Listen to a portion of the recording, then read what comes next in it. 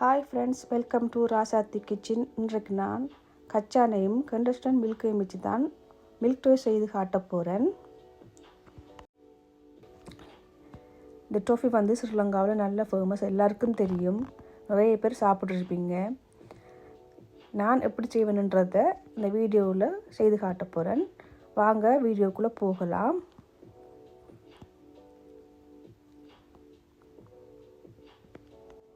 Milk toffee செய்வதற்கு தேவையான பொருட்கள்: 2 கண்டஸ்டன் மில்க் எடுத்துருக்கிறேன், சுகர் 200 கிராம், கச்சான் ஒரு 150 கிராம். நீங்கள் தேவையான அளவுக்கு போட்டுக்கொள்ளலாம். இதை எங்களோட நாட்டில் கச்சான் என்று சொல்லுவோம், சில இடங்களில் வேர்க்கடல் என்று சொல்லுவாங்க, இங்கிலீஷில் பீனட்ஸ் என்று சொல்லுவாங்க. இந்த லட்டு வீடியோ கூட்டத்தில் நிறைய பேருக்கு கன்ஃபியூஸ் இருந்தது, இது என்னென்று, அதுக்கு தான் சொல்கிறேன். இப்போ வெனிலா எஸ்ட்ரேக் எடுத்துருக்கிறேன். இவ்வளோ தான் தேவையான பொருட்கள் இதுக்கு. இப்போ வாங்க செய்முறையை பார்ப்போம். கச்சானை முதல் வறுத்தெடுக்க வேணும். வறுத்த கச்சான் இருந்தால் நீங்கள் போட்டு செய்யுங்க. நான் ஃப்ரெஷ்ஷாக வறுத்து போட்டிருக்கிறேன். வறுத்துட்டு இந்த தோரையெல்லாம் நீக்கிட்டு சுடவில் போட்டு புடைச்சிட்டு எடுத்துருக்கிறேன். இப்போ கண்டஸ்டன் மில்கை சட்டியில் விட்டு 2 மில்க்கையும் விட்டுருக்கிறேன். ஸ்பூனால் வலிச்சு விடுங்க, உள்ளுக்கு இருக்கிறதையும் விட்டுட்டு அதுக்குள்ளே தண்ணி விட்டுருக்கிறேன். கொஞ்சம் அரை டின்னுக்கு குறைய விட்டுருக்கிறேன். பாருங்கள், விட்டுட்டு நல்லா கலக்கிட்டு அதுக்குள்ளே இருக்கிறதெல்லாம் கலக்கி எடுத்துக்கொள்ளுங்க, அதை வேஸ்ட் ஆக்க வேணாம். 2 டின்னிலையும் இதே அளவுக்கு தண்ணியை விட்டு கலக்கி விட்டுருக்கிறேன். ஒரு 3/4 டின் வந்திருக்கும் தண்ணி விட்டுட்டு நல்லா மிக்ஸ் பண்ணி விடுங்க. இப்படி ஒரு அகப்பையை போட்டு நல்லா மிக்ஸ் பண்ணி விடுங்க. அது தண்ணியில் இந்த கண்டஸ்டன் மில்க் கரையட்டும்.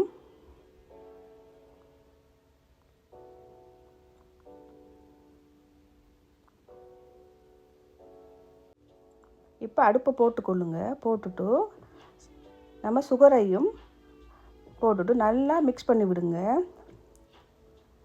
அடுப்பை ஹையில் வச்சுக்கொள்ளுங்க, அந்த சீனி கரையும் வரைக்கும்.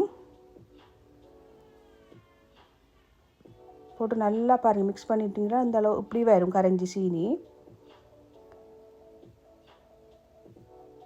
இப்போ நல்லா கொதிச்சு வரும். இந்த இப்படி கொதிச்சு வர நேரம் நீங்கள் மீடியம் ஃப்ளேமில் வச்சுக்கொள்ளுங்க. அடுப்பை வச்சு அப்படி கைவிடாமல் கிண்டி கொண்டே இருக்க வேணும்.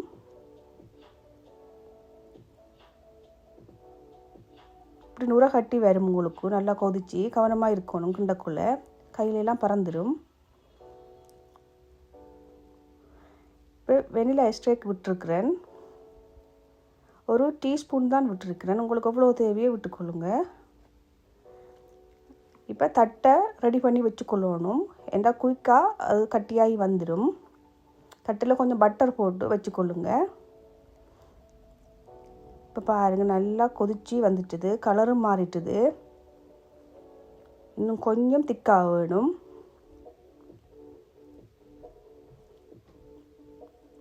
இது எங்களோட அப்பாவோட ஃபேவரட். அப்பா அந்த நேரம் செய்வார், நல்ல டேஸ்ட்டாக இருக்கும். கச்சான் போட்டு தான் செய்வார், அதைத்தான் நான் உங்களுக்கு செய்து காட்டுறேன். இப்போ அப்பாவோட ஃபேவரட் டோஃபி இது.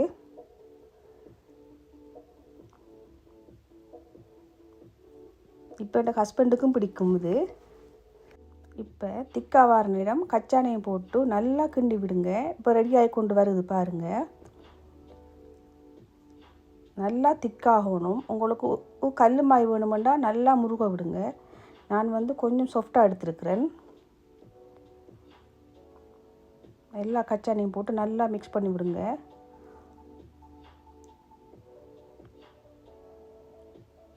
இப்போ பட்டரையும் போட்டிருக்கிறேன். போட்டிங்கன்னா ஒட்டாமல் வரும்.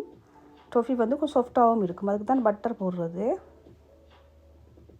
அது கல் மாய் போயிடும். போட்டு நல்லா மிக்ஸ் பண்ணி விட்டுட்டு இப்போ ரெடி ஆகிட்டு பாருங்கள், உருண்டையாக வர வேணும். இப்போ ட்ரேயில் கொட்டிட்டு உடனே நீங்கள் சூட்டோடே நீங்கள் அதை லெவல் பண்ணி எடுக்க வேணும். உங்களுக்கு எந்த ஷேப்பில் வேணுமோ லெவல் பண்ணிவிட்டு கட் பண்ணி எடுக்கலாம். வாகப்பையில் இருக்கிறதெல்லாம் வலிச்சிட்டு நல்லா தட்டில் போட்டு லெவல் பண்ணி எடுங்க. வடிவாக நல்லா அமர்த்தி லெவல் பண்ணுங்க, அப்போ தான் நல்லா டைட் ஆகும்.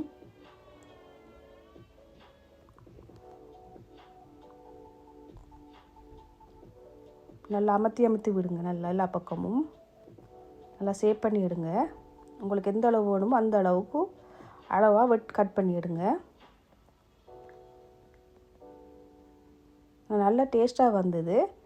நீங்களும் இதை செய்து பார்த்துட்டு எனக்கு கமெண்ட் பண்ணுங்கள்.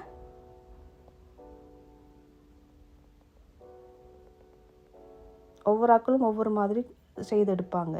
நான் எந்த முறையில் செய்து போட்டிருக்கிறேன்.